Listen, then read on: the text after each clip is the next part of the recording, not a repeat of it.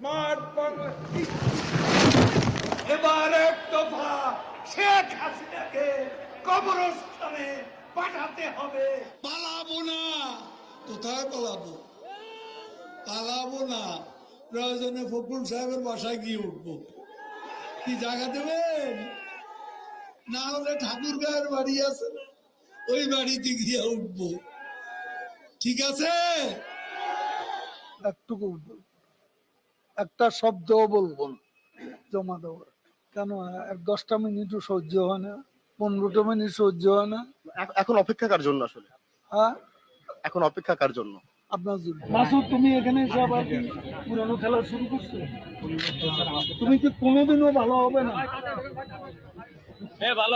তুমি কোনোদিনও ভালো হবে না। 28 থেকে 4 তারিখ কতদিন হলো?